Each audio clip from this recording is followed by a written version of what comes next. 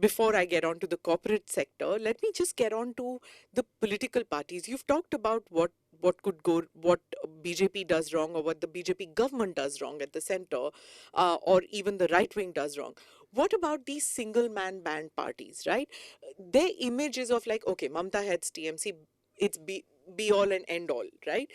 The BSP, the SP, the KCR's party, TRS, there's Stalin in the south. There's, everybody, all these regional parties, so-called regional, they're actually single man band. Even a Sharad Pawar is a single man band, Absolutely. right?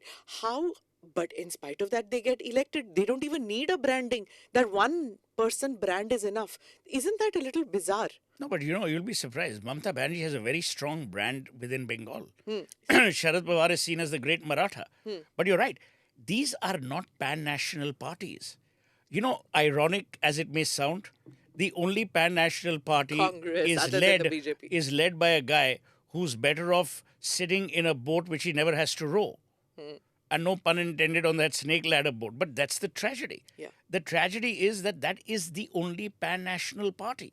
Right. The others are parties which fight elections because they have funds. The other person you have to watch out for, because as my grandmother would use a word for him, he's a meesna, is Arvind Kejriwal. That is such a Punjabi thing to But say. she was Punjabi, as I am too.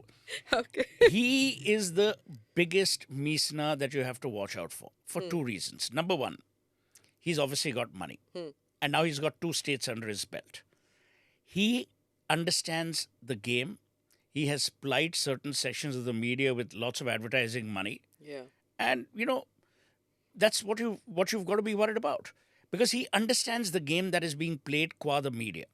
And you rightly mentioned, how irresponsible has the liberal media been in the most recent reportage on Bhagwat Mann? There's been complete radio silence. Why? Because they're plied with advertising money. So the question that then needs to be asked, Smita, is, as Khushro Irani famously said of the Statesman many years ago, he says the press in India is as free as it chooses to be. And I'm not saying this because I'm sitting here. You run one of the most formidable agencies, in terms of news agencies. You know better than I do that the pulls and pressures sometimes are highly exaggerated.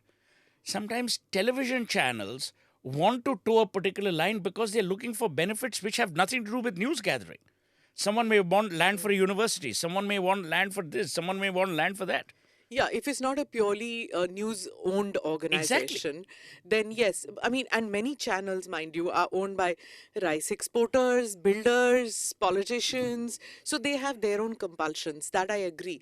But and even newspapers, I shouldn't say just news. So that's where I think social media has come in. Let me tell you, even when we're talking about the media in the past, there are many presumptions that I myself had, which I used to think that's the way it's done. Till social media came in, and there was a lot of reality check and literally learning every day. Yeah. That, oh my God, what I was doing was wrong. What I was thinking was wrong. And this comes in when an ordinary person tells you that, this is elitism, that, you don't even realize it, that what you were seeing or what you were doing was wrong. And then it just comes back to me. I think social media is a great leveler. Yeah, but I'll only tell people like you, because you're in the field, don't give too much credence to social media. Okay. If you look at the numbers, it's almost about 2% of your population. So it really doesn't matter. Twitter wars can be fought between people who have nothing else to do. B, social media has a way of creating pressure groups where none should exist. The third is the anonymity. The anonymity allows them to say reckless things. Sure. When the government created controls or wanted to create controls, I was all for it.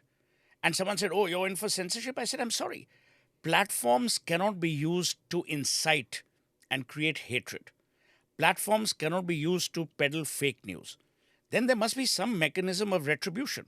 Either the platform should be made responsible, or people using the platform should be made responsible. Tomorrow someone makes an allegation against you or me or person X or person Y. There is what nothing. recourse do I have? There is nothing.